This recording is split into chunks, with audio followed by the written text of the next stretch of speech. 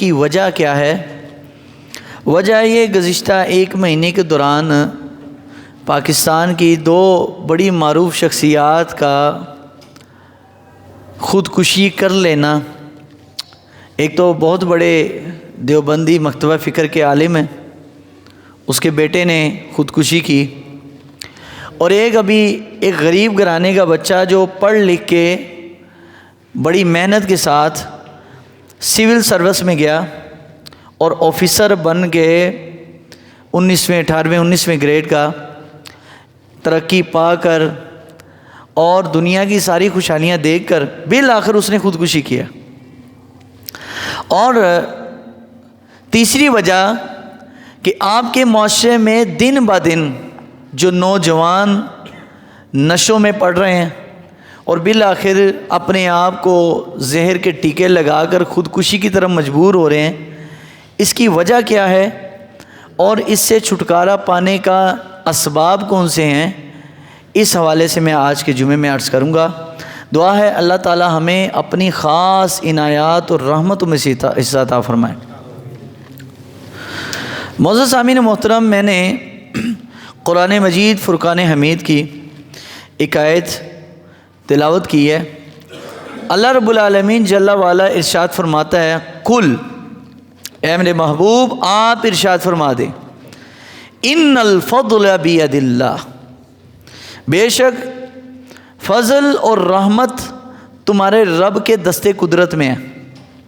یؤتیہ من یشاء، جسے چاہتا ہے وہ عطا فرماتا ہے. واللہ واسع علیم، اور اللہ کی ذات بڑی وسعت والی اور علم والی ہے. یختص برحمتہ من یشاء، جسے چاہتا ہے اپنی رحمت سے خاص کر لیتا ہے. واللہ ذو الفضل العظیم، اور اللہ عظیم فضل فرمانے والا ہے. حضور نبی کریم صلی اللہ علیہ وسلم نے فرمایا، لن ینجی احد منکم عملہ ولا انا الا ان یتغمدنی اللہ برحمتہ. حضور نے فرمایا قیامت والے دن کوئی بھی شخص جنت میں داخل اپنے عمل کی بیس پر نہیں ہو سکتا. کہ بڑے نمازیں پڑھتا تھا، بڑے حج کیے، بڑے عمرے کیے، بڑے صدقات و خیرات کیے، بڑا مال اللہ کے راستے میں دیا، بڑا جہاد کیا، بڑا علم پڑھا، بڑی فقاہت حاصل کی، بڑا قرآن پڑھا، اس بنیاد پر کوئی بھی شخص جنت میں نہیں جائے گا. تو پوچھا یا رسول اللہ کیا آپ بھی نہیں؟ فرمایا ہاں، ولا انا، میرے صحابہ میں بھی نہیں جاؤں گا جنت میں، الا ان یتغمدین اللہ برحمتی، میں جاؤں گا جنت میں تو میرے رب کی رحمت مجھے گھیر لے گی تو میں جنت جاؤں گا. فضل کرے تے بخشے جاسن میں ورگے منہ کالے، عدل کرے تے تھر تھر کھمپن اونچیاں شانہ والے. وہ اللہ کا سے عدل نہیں، یہ اللہ کا فضل ہو جائے تو بڑا کرم نوازی ہے.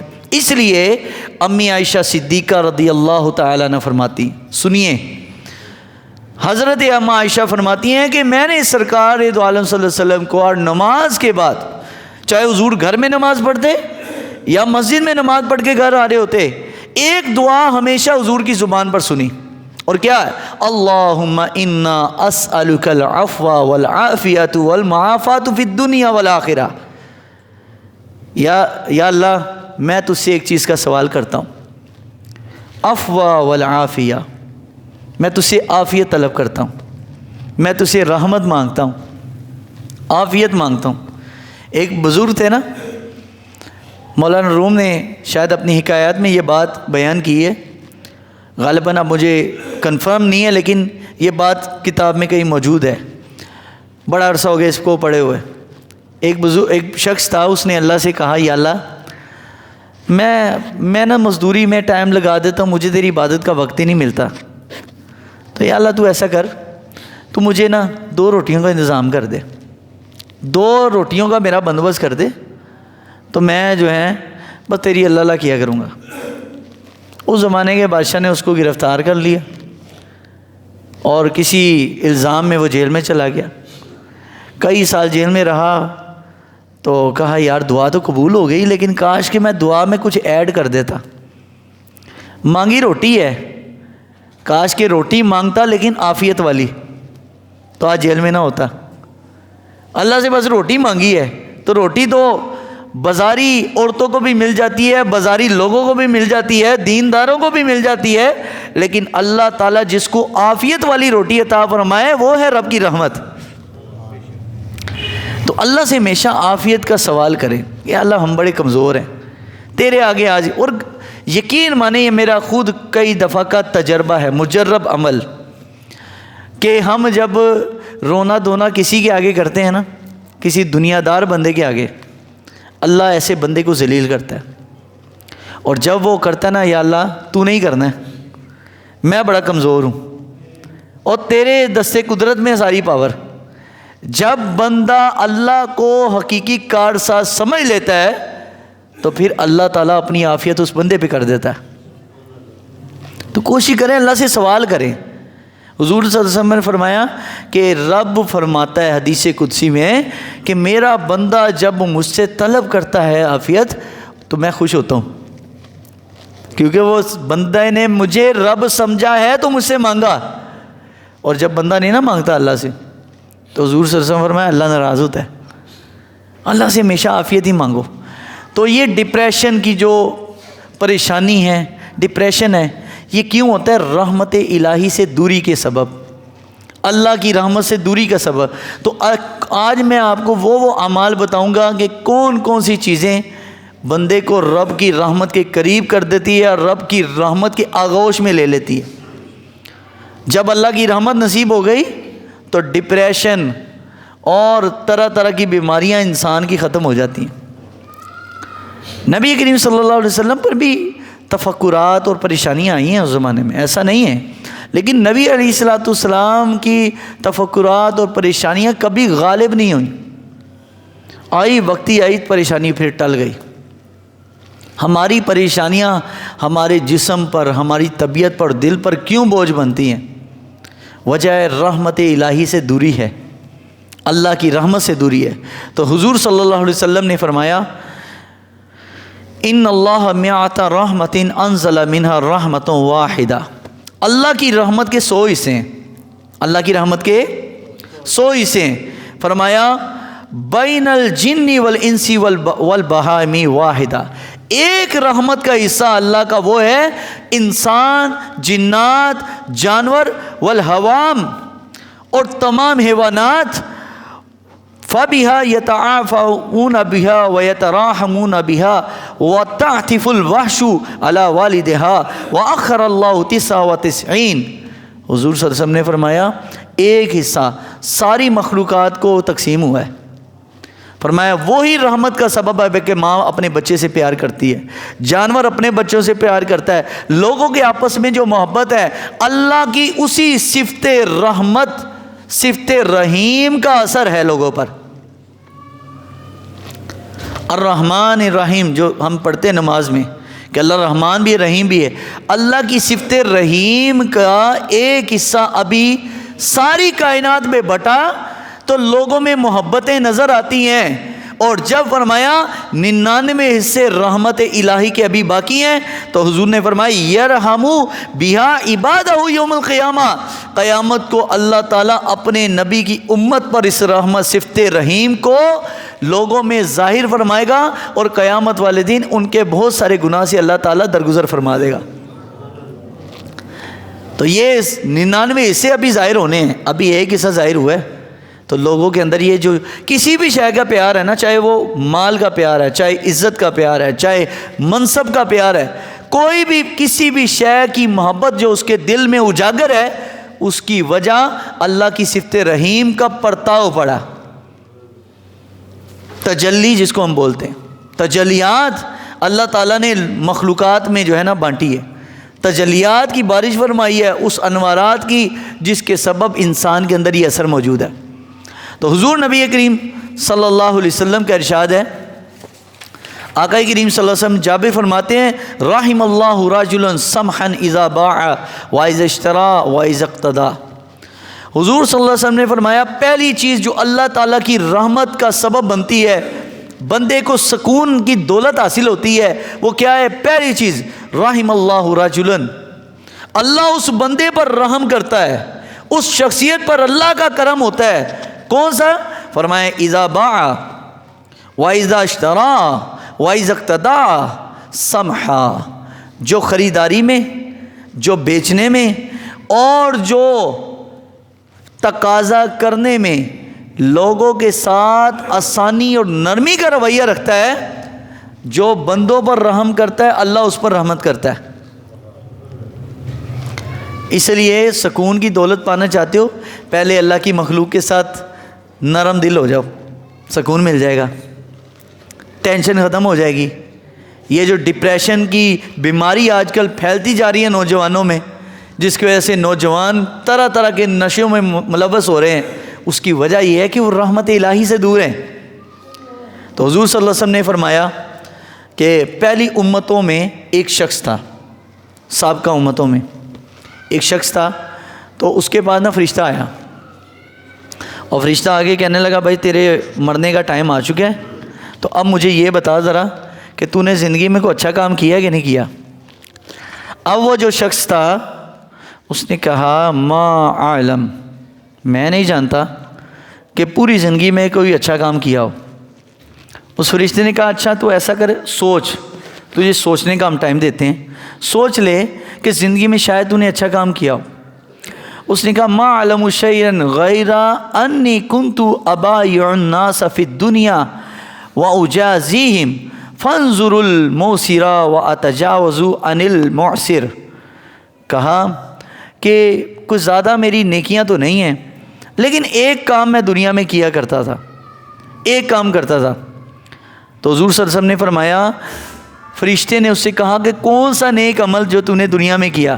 اس نے کہا ایک کام، وہ یہ کہ جب بھی میں کسی کو قرض دیتا اور اس کے پاس نہیں ہوتے وقت مقرر پر، تو میں درگزر کر کے اس کو اور وقت دے دیتا، میں اس کو مہلت دیتا، اور جب خوشحال ہوتا میں زیادہ، تو اگر کسی سے میں نے سوال کرنا ہوتا، اپنی چیز کا تقاضا کرنا ہوتا، تو میں بعض اوقات اس کو معاف کر دیا کرتا تھا۔ تو حضور صلی اللہ علیہ وسلم نے فرمایا فَأَدْخَلَهُ اللَّهُ الْجَنَّةَ، اس عمل کے سبب اللہ رب العالمین نے اس کو جنت میں داخل کر دیا۔ ایک تو مخلوق خدا کے ساتھ بھلائی سے انسان کو سکون کی دولت ملتی ہے، اللہ کی مخلوق کے ساتھ چاہے وہ جانور ہی کیوں نہ ہو۔ دیکھیں نا میرے آقا کریم صلی اللہ علیہ وسلم کی رحمت کا اندازہ دیکھیے، حضور آ رہے ہیں حج کے لیے، اور مکہ المکرمہ کے رستے میں، شہر کے باہر جس رستے سے مکے میں داخل ہونا ہے، ایک کتیا اپنے بچے کو دودھ پلا رہی، جانور ہے اور پلیز جانور، اور دیکھا کہ اتنے سارے لوگوں کو دیکھ کر وہ کتیا جو ہے نا پریشان ہو گئی۔ حضور نے ایک صحابی کو آگے بھیجا، فرمایا اس کے پاس جاؤ، کھڑے ہو جاؤ، اور یہ جو اتنا لشکر ہے اس کی حفاظت کرنا ہے تاکہ کسی کا پاؤں اس کے اوپر نہ آ جائے، اس کو اٹھنے کی بھی تکلیف نہ دو، جانور ہے۔ اور جو جانور پر اتنے شفیق اور رحیم ہے، تو بھائی ہمیں انسانوں پر کتنا رحیم ہونا چاہیے، جو جانوروں کا خیال کر رہے ہیں نبی، جو رب جانوروں کے بھی حقوق بتا رہا ہے، تو ہم انسانوں کے ساتھ کیسے ہیں؟ جانور تو چھوڑے بھائی، انسان کے ساتھ انسان بن جائے تو اللہ تعالیٰ اپنی خاص رحمت اور سکون کی دولت دے گا۔ تو نبی علیہ الصلوۃ والسلام نے اس جانور کے بھی عزت نفس کا خیال کیا، اس کو تکلیف ہونے سے بچایا، اور وہاں ایک صحابی کی ڈیوٹی لگا دی۔ تو حضور صلی اللہ علیہ وسلم نے فرمایا کہ اس عمل کے سبب کہ وہ اللہ کی مخلوق کے ساتھ اچھا تھا، اللہ تعالیٰ نے اس پر رحمت کی اور اس کو جنت میں داخل ہونے کا فرشتوں کو حکم دیا، اس کو جنت میں داخل ہو، کیونکہ اس کی روح نکل رہی تھی۔ تو عام آج معاشرے میں عدم برداشت اور لڑائی جھگڑا ہمارا فقط ذاتیات پر ہے۔ میں کہتا ہوں لڑو، لڑنا بھی بڑی اچھی بات ہے، لڑنا بھی اچھی بات ہے، لیکن لڑنا کس چیز پر ہے؟ کبھی سوچیں کہ ہم اللہ رسول کے لیے کبھی کسی سے ہمارے ناراضگی ہوئی ہے؟ اللہ رسول کے لیے ہمارا چہرہ بدلے؟ وہی جو سابقہ امت کے ایک بندے کا حضور نے تذکرہ کیا کہ فرشتوں نے کہا یا اللہ اللہ تعالیٰ فرشتوں کو حکم دیا کہ فرشتوں یہ آبادی کو ساری کو اٹھاؤ اور زمین میں پٹک دو۔ تو فرشتے سارے کہنے لگے یا اللہ وہاں تو 2 بڑے نیک بندے رہتے ہیں، بڑی اللہ اللہ کرتے ہیں بیٹھ کے۔ تو اللہ تعالیٰ نے فرمایا، حدیث قدسی ہے، سرکار کی حدیث ہے، حضور نے فرمایا اللہ تعالیٰ نے فرشتوں کو کہا کہ اس ساری بستی کو اٹھا کر ان دونوں زاہدوں کے اوپر پٹکو جو بڑی تسبیح لے کر گھماتے تھے، اور غلط کام پر ان کو طیش بھی نہیں کبھی آیا، حرام کاری ہو رہی ہے اور ان کو کبھی غصہ بھی نہ آیا۔ وہ کہہ رہے ہمارا اس سے کوئی کام نہیں، ہم بس اپنے اللہ اللہ کر رہے ہیں۔ اس کے سامنے غلط کام ہوتا وہ روک سکتا تھا، نہیں روکا اس نے۔ تو حضور نے فرمایا ان کے اوپر بستی کو گرایا گیا، اور فرشتوں نے پوچھا یا اللہ کیوں؟ فرمایا اس لیے کہ میری حدود اور میرے حکم کی خلاف ورزی ہوتی رہی، اور ان کے ماتھے پر میری وجہ سے کبھی بل بھی نہیں آیا۔ تو میں کہتا ہوں لڑیں ضرور، لیکن اللہ اور اس کے رسول کے لیے۔ کبھی سوچے نا زندگی میں کبھی اللہ رسول کے لیے میں نے کسی سے لڑائی کی ہے؟ نہیں کی۔ وہاں پر یاد آ جاتا وہ نہ دین ہمارا بڑا اچھا ہے، دین کسی کو کچھ نہیں کہتا۔ بھائی اللہ رسول کے لیے ناراضگی کرو، اللہ رسول کے لیے کرو۔ اپنی ذات کا حکم ہو تو وہاں حکم ہے کہ معاف کر دو، رحمت کرو، بھول جاؤ، چھوڑ دو، اور اس کے ساتھ نرمی کا رویہ رکھو، یہ ہمارا دین کہہ رہا ہے۔ اور جب اللہ رسول کی بات ہے ماتھے پر شکن آنا چاہیے، غصہ آنا چاہیے۔ یہ غصہ بھی حضرت سیدنا علی بن ابن عثمان، سیدنا داتا گنج بخش علی اجمیری، پڑھا کرو داتا صاحب کی کتاب۔ داتا صاحب کے مزار پر لوگ کہتے ہیں ہر جمعرات میں جاتا ہوں، تو میں کہتا ہوں یار کبھی کبھی ایک جمعرات نا داتا صاحب کی کتاب بھی پڑھ لو۔ داتا صاحب کیا فرماتے ہیں؟ داتا صاحب فرمایا اتنے کرم نوازی اللہ کی رحمت بندے کو بندوں سے محبت کرنے پر بھی حاصل نہیں ہوتی جتنا اللہ تبارک و تعالیٰ کے لیے اور اس کے رسول کے لیے کسی کے ساتھ دشمنی کرنے پر جو اللہ کی رحمت حاصل ہوتی ہے۔ کسی پر غصہ ناراضگی اللہ رسول کے لیے ہو تو اس پر اللہ کی رحمت ملتی ہے، کیونکہ اللہ کو بھی پتہ ہے یہ بندہ اپنے لیے نہیں ناراض ہو رہا، یہ میری خاطر ناراض ہو رہا ہے۔ تو کوشش کیجئے اپنے معاشرے میں اس چیز کو عام کیجئے کہ بھائی ناراضگی الحب للہ والبغض للہ، اللہ کے لیے جو ہے ناراضگی ہے اور اللہ کے لیے ہی محبت ہے۔ تو نبی علیہ الصلوۃ والسلام نے حدیث شریف میں فرمایا ہے، آقا کریم صلی اللہ علیہ وسلم نے فرمایا لا یتمنین احدکم الموت من سر اصابہ فإن کان لا بد فاعلا فلیقل اللہم احیینی ما کانت الحیات خیرا لی وتوفنی اذا کانت الوفات خیرا لی۔ حضور نے فرمایا کہ جب بھی کوئی شخص زندگی سے بڑا تنگ ہو، لوگ خودکشیاں کر رہے ہیں، کوئی نشے میں پڑ گیا کہ بھائی تھوڑی دیر کا دماغی پریشانیوں سے چھٹکارا پانے کے لیے لوگ نشہ کرتے ہیں، لیکن حضور نے فرمایا جب زندگی سے کبھی تنگی کا محسوس ہو کہ زندگی میں تنگ پڑ رہا ہوں، پریشانیاں زیادہ ہیں، تو پھر اللہ سے کیا مانگو؟ موت کبھی نہ اللہ سے مانگو۔ کیا مانگو؟ فرمایا اللہم احینی ما کانت الحیات خیرا لی، یا اللہ مجھے تب تک زندہ رکھ جب تک میرے لیے جینا میرے حق میں بہتر ہے اور تو جانتا ہے، اور وَأَمِتْنِي وَتَوَفَّنِي إِذَا كَانَتِ الْوَفَاتُ خَيْرًا لِّي، اور مجھے تب موت دے جب میرے حق میں زیادہ بہتر ہو۔ تو اللہ سے ڈائریکٹ موت نہیں مانگنی، یہ مانگے یا اللہ جب تو دینا چاہے۔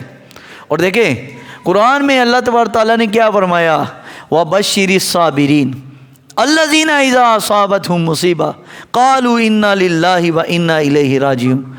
جو لوگ صبر کرتے ہیں مصیبتوں پر، اللہ کی طرف سے آئی، غریب اللہ نے تمہیں رکھا ہے، تم کوشش کرتے رہے پوری زندگی، محنت کرتے رہے، لوگ کہتے ہیں نہیں آج غریب ہے تو ہے کیوں، غریب اس سوچ میں مر رہا ہے کہ میں غریب کیوں، اور مالداری اس سوچ میں مر رہا ہے کہ میں زیادہ مال کیوں نہیں کمایا۔ اور جو پڑھنے لکھنے والا بچے ہیں، جب میٹرک کا رزلٹ آتا ہے ہر سال سننے کو یہ خبریں ملتی ہیں کہ اتنے بچے جناب وہ خودکشی کر لی، یعنی گھر والوں نے اتنا پریشر بچوں پہ ڈالا تھا کہ بیٹا اگر اتنے نمبر نہیں آئے تو تیری خیر دیں۔ اور بھائی چھوڑ دو بچوں کو، اتنا پریشر مت ڈالو کہ جو پریشر برداشت ہی نہیں کر سکتے، کہ وہ بالآخر وہ بچے کیا خودکشی کرتے ہیں ہمارے اتنے نمبر کیوں نہیں آئے۔ اور جس کا جناب میری فلاں جگہ شادی نہیں ہوئی وہ اس چکر میں خودکشی کر رہا ہے میری شادی وہاں کیوں نہیں ہوئی. کوئی کہتا ہے میں نے اتنا مال کیوں نہیں کمایا، وہ اس لیے خودکشی کر رہا ہے. کوئی کہتا ہے میں نے یہ منصب اور یہ سیٹ حاصل کی نہیں کی، اسی لیے خودکشی کر رہا ہے. تو یاد رکھیے اللہ تبارک تعالیٰ نے دنیا میں ہر بندے کا ایک رزق اور جو کچھ اس کے نصیب میں لکھا سب کچھ لکھ دیا ہے. مشکات میں حدیث ہے، نبی علیہ الصلوۃ والسلام نے فرمایا بندہ اپنی ماں کے پیٹ میں جب 120 دن پورے کرتا ہے تو فرشتہ آتا ہے 3 چیزیں لکھ دیتا ہے.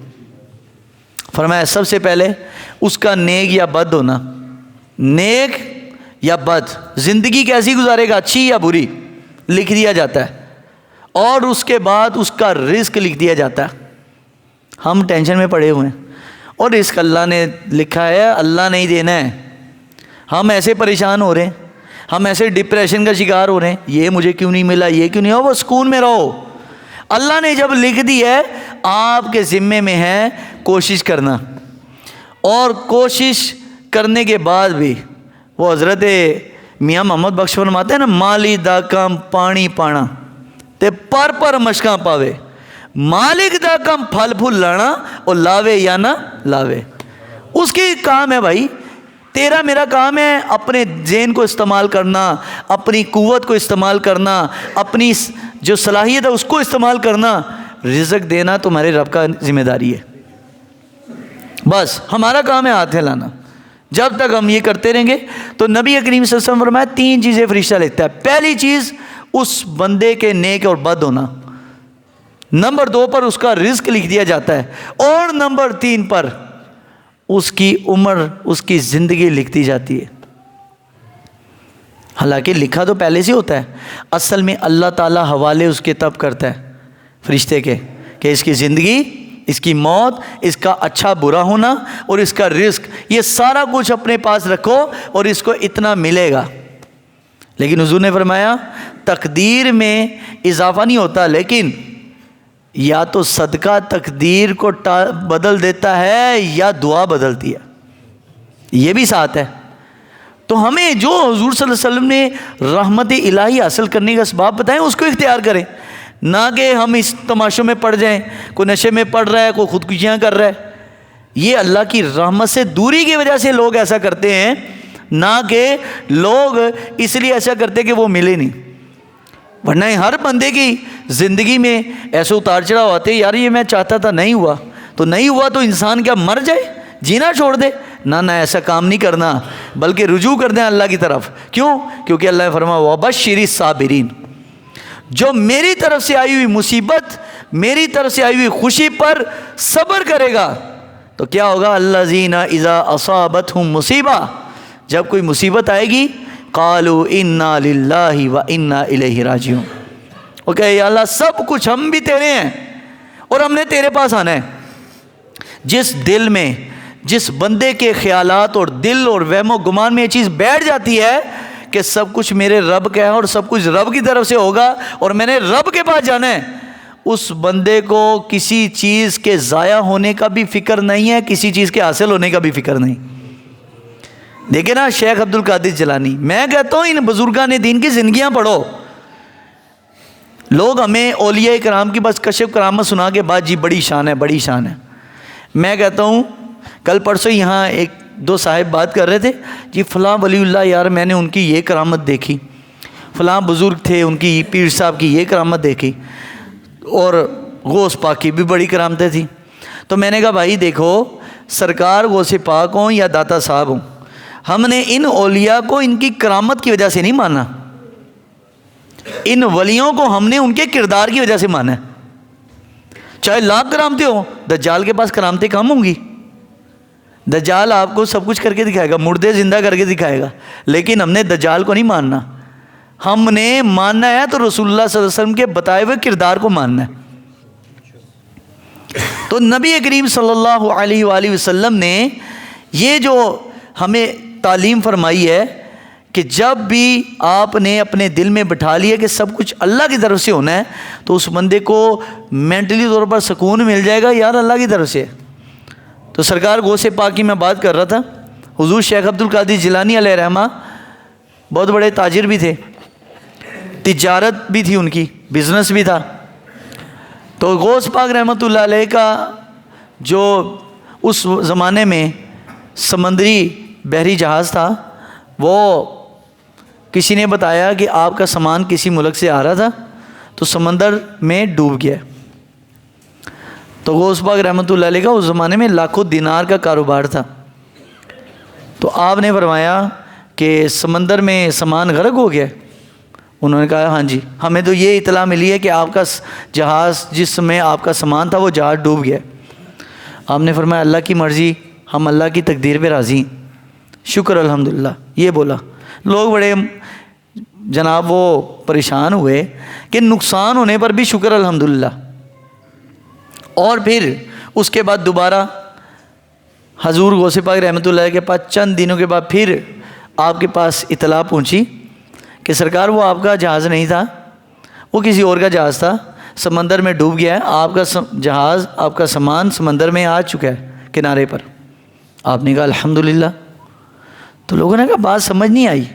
تو غوث پاک رحمۃ اللہ فرمایا کہ جو کچھ میرے تقدیر میں میرے رب نے لکھ دیا ہے نا، دنیا ایک طرف ہو جائے، جو میرے رب نے دینا نا وہ مجھے پہنچ کر رہے گا، اور جو نہیں ملنا میں چاہے جتنی مرضی کوشش سٹرگل کرتا رہوں وہ نہیں ملنا.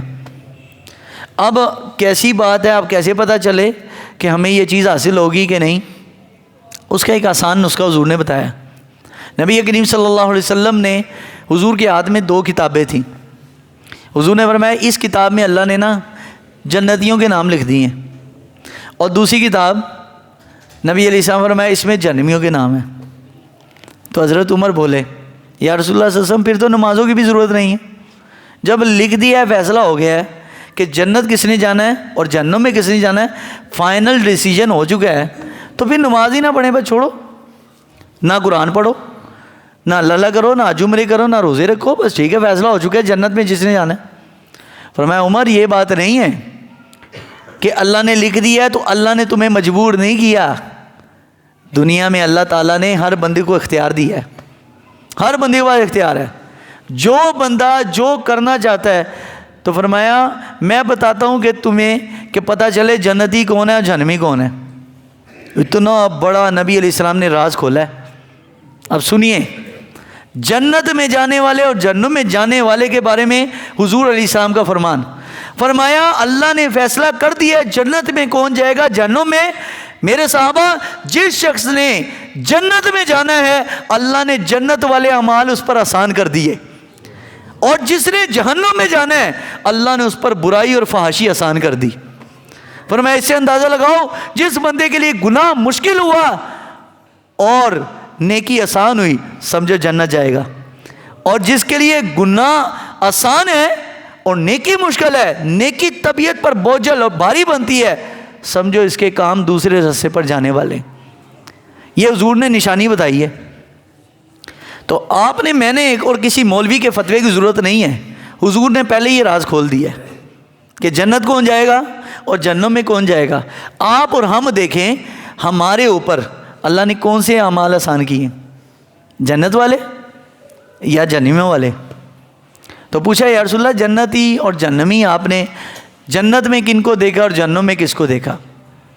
تو رحمت اللہ علیہ صلی اللہ علیہ وسلم نے فرمایا میں جب معراج پہ گیا نا میرے صحابہ، میں نے ان لوگوں کو جنت میں سب سے زیادہ پایا ہے. ان لوگوں کو فرمایا جو لوگوں سے بحث و مباحثہ میں، لڑائی جھگڑے میں اپنی ہار قبول کر کے اللہ کے لیے خاموش ہو جاتے تھے، جھک جانے والے، بچھ جانے والے، اور جن سے کوئی سیدھے منہ بات بھی نہیں کرتا تھا اور پھر بھی وہ اللہ کی خاطر برداشت کرتے تھے. فرمایا جن کو کوئی کچھ نہیں سمجھتا تھا، کوئی اہمیت نہیں دیتا تھا، فرمایا سب سے زیادہ جنت میں اپنی امت کے ان لوگوں کو میں نے دیکھا ہے. اور فرمایا جہنم میں، فرمایا جہنم میں سب سے زیادہ ان لوگوں کو پایا جو نک چڑے تھے، متکبر تھے، چودھری تھے، چودھری ٹائپ. چودھری ہوتے ہیں نا کئی لوگ، چودھری خواہ مخواہ، کہ اپنے لیول نہ کسی کو بات کرنے دیتے ہیں، نہ کسی سے ہارنے کی برداشت کرتے ہیں، نہ کسی کو بولنے دینا. تو حضور نے فرمایا جو ایسے بندے کو کثرت سے جہنم میں، ان عورتوں کو جو ناشکری تھی اپنے شوہروں کی، جو اپنے شوہروں پر جو ہے نا طرح طرح کی باتیں کسا کرتی تھی کہ میں تو تیرے ساتھ خوشی نہیں رہی، جب سے آئی ہوں پریشان ہوں. اس طرح کی خواتین کو کثرت سے جہنم میں پایا. اور فرمایا ان لوگوں کو جو نکچیڑے تھے، جو جھگڑالو تھے، اور جن سے لوگ جو ہے پناہ مانگتے تھے اللہ کی کہ یا اللہ کبھی اس سے بات نہ ہو جائے، اس سے سامنا نہ ہو جائے، اس سے بچ کر ہی رہیں تو اچھا ہے، یہ بدتمیز قسم کا آدمی ہے، اس کو بات کرنے کا سلیقہ نہیں ہے. تو حضور نے فرمایا یہ وہ لوگ ہیں جن کو میں نے جہنم میں کثرت سے پایا. راز حضور نے پہلے بتا دی، اب یہ ہمارے ہاتھ میں فیصلہ ہے. اگر سیدھے رستے پر چلیں گے رحمت الہی بھی ملے گا، سکون کی دولت بھی حاصل ہوگی، قلبی سکون بھی ملے گا، اور دنیا بھی آپ کا اللہ تعالیٰ آسان کر دے گا. اور اگر اعمال اور کرتوت نہ بدلے پھر خود بھی نشوں میں پڑو گے، ڈپریشن میں جاؤ گے، سکون کی دولت سے محروم ہو جاؤ گے، آئندہ آنے والی اولاد بھی بے سکون ہوگی. تو یہ جو دو ہمارے سامنے مثالیں ابھی چند دنوں میں گزری ہیں، ایک وہ ان کے دیوبند مکتبہ فکر کے عالم کے بیٹا، اس نے خودکشی کی ہے. ایک وہ CSS آفیسر ہے. لوگوں کی خواہش ہوتی ہے کہ میں CSS کر کے میں 18ویں 19ویں گریڈ کا آفیسر بھرتی ہو جاؤں، اور سمجھ لے پاکستان کو یہ دو لوگ ہی چلا رہے ہیں، ایک ہماری فوج ہے اور دوسری یہ سول سروس ہے. بقایا تو یہ جو لوگ ہیں یہ 5 سال کے لیے 3-4 سال کے لیے آتے چلے جاتے ہیں، انہوں نے 60 سال تک پاکستان کو چلانا ہوتا ہے. ایک سولین ہے اور ایک یہ آرمی. اتنے بڑے لوگوں کا خواب ہوتا ہے میں یہ افسر بن جاؤں، میں اس سیٹ پر بیٹھ جاؤں، لیکن یار کس چیز نے اس کو مجبور کیا خودکشی کرنے پر؟ وہ بے سکونی کی دولت تھی. اور سکون اللہ نے اپنی یاد میں، اپنے ذکر میں رکھا ہے. جب قرآن میں واضح فیصلہ ہے الا بذکر اللہ تطمئن القلوب، بے شک اللہ نے سکون اپنی یاد میں رکھا ہے، اپنی ذکر میں رکھا ہے. لیکن لوگ سکون ڈھونڈتے ہیں انٹرنیٹ میں، سکون ڈھونڈتے ہیں شراب کے نشوں میں، سکون ڈھونڈتے ہیں بے حیائی کے اندر، سکون ڈھونڈتے ہیں کوٹھیوں میں اور گھروں میں اور گاڑیوں کے اندر. حقیقی سکون اللہ تعالیٰ نے رکھا اپنی یاد کے اندر. تو کوشش کریں اللہ کی رحمت اگر حاصل کرنا چاہتے ہو آپ کے لیے یہ اعمال ہے، پھر سکون بھی ملے گا، پھر ٹینشن بھی کوئی نہیں ہوگی، پریشانی بھی کوئی نہیں ہوگی. ایک صحابی تھے نا بارگاہ رسالت مآب علیہ الصلوۃ والسلام میں آئے، یا رسول اللہ میں بڑا غریب آدمی ہوں، میں بڑا پریشان ہوں، تو آپ میرے لیے کچھ دعا فرما دیں. فرمایا کہ تم کس چیز میں پریشان ہو؟ کہا بس دنیا وسیع ہو جائے مجھ پر. فرمایا کہ تیرا اپنا گھر ہے؟ کہا جی گھر اپنا ہے، اولاد بھی ہے، بیوی بچے بھی ہیں. فرمایا کوئی بیماری تو نہیں ہے؟ کہا بیماری بھی کوئی نہیں ہے. فرمایا تو دنیا کا سب سے زیادہ امیر ترین آدمی ہے.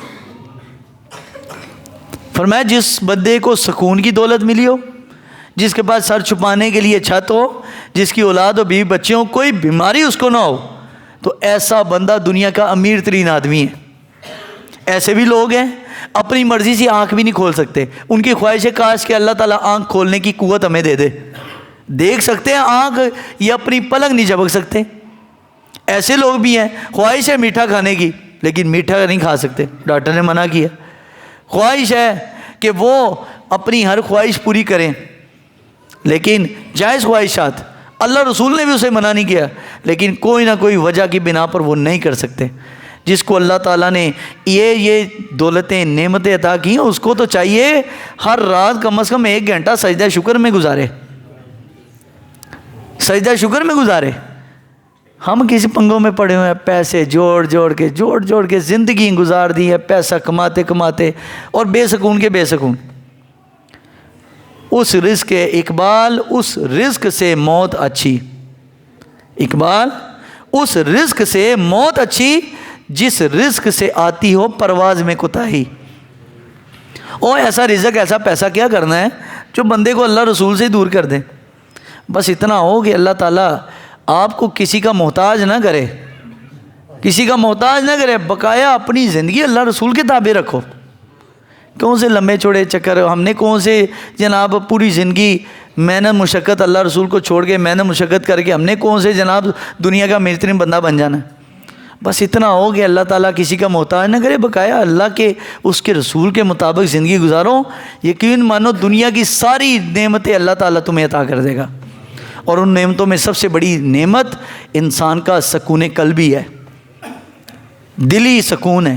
یہ جس کو اللہ نصیب کر دے وہی کامیاب ہے۔ بقایا دنیا میں ٹینشن ہے، الدنیا سجن المومن و جنت الکافر، یہ دنیا مومن کے لیے قید خانہ ہے، اور قید خانے میں ٹینشنیں ہی ہوتی ہیں، قید خانے میں سکون نہیں ملتا۔ لیکن جس کو اندر سے سکون ہے نا، وہ چاہے اوپر سے پریشان ہی ہوں، جس کو قلبی سکون ہے، حقیقی دنیا کا مالدار بندہ وہ ہے۔ اللہ تعالی ہم سب کو عمل کی توفیق عطا فرمائے۔ وآخر دعوانا الحمدللہ رب العالمین۔